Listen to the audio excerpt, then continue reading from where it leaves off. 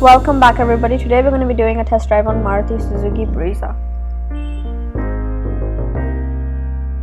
The side profile of Breeza looks really good. In the back there is a badging of Breeza and there's also Maruti Suzuki logo. Now let's talk about the interior. Right off the bat there's a big problem. There is no rear AC vents even in the top model. There is a mild bump in the middle, which is very uncomfortable for the third passenger in the middle to sit in. The plastic quality in Breeza wasn't the best either. Overall, everything else in the Breeza was fine. On the back side, there was a little hook which could hold 3 kgs of weight. In the front, the dashboard was built inside, like most of the cars now have it popping up. This one was built inside. The AC vents were on top of the dashboard, and the hazard light was also between the AC vents. The glove box of this car, Maruti Suzuki Brezza, was cooled, but only in the top variant. The MID of this car was not digital. The IRVMs of this car were automatic. They were auto dimming, but only in the top variant. There are 4 sensors in this car, but they are only in the back.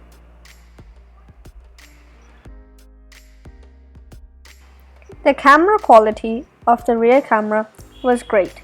It worked good enough for the driver to reverse. On the right side of the steering wheel there was cruise controls, and on the left side of the steering wheel there was audio system controls.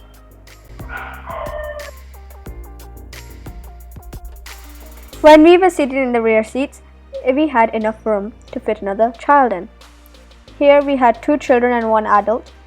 However, we can fit easily 3 adults in the rear seat. There was a good amount of headroom and leg space as well on either side, but there was a mild bump in the middle, making it uncomfortable for the middle passenger.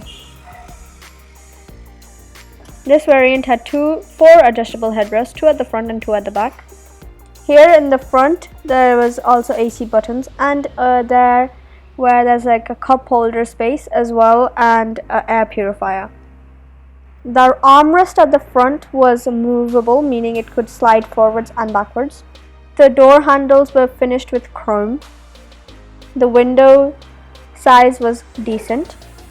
The sad thing in this car is there's no sunroof. There's no sunroof in any of the variants of this car. On the ceiling of this car there was some controls like the cabin lights. There was also a sunglasses holder.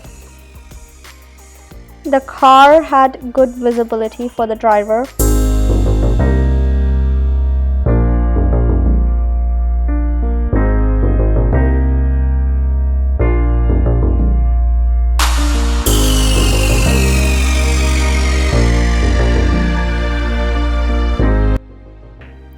Overall, in this drive, you could not really feel the potholes or the bumps. Some cons about this car is that there's no rear AC. The steering wheel is quite heavy and the horn is quite hard.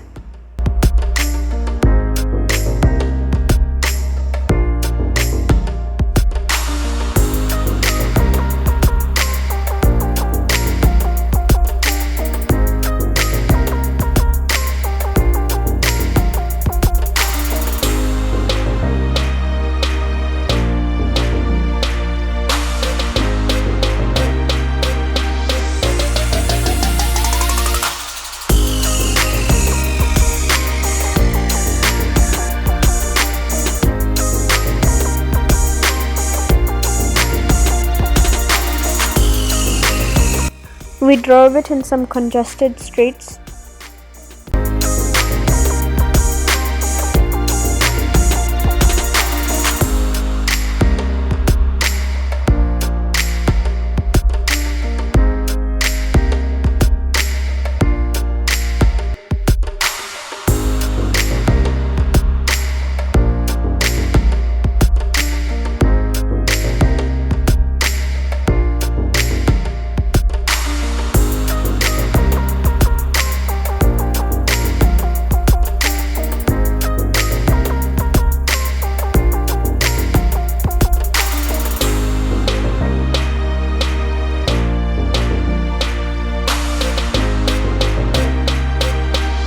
Overall, this car was a good car to drive. Thank you for watching.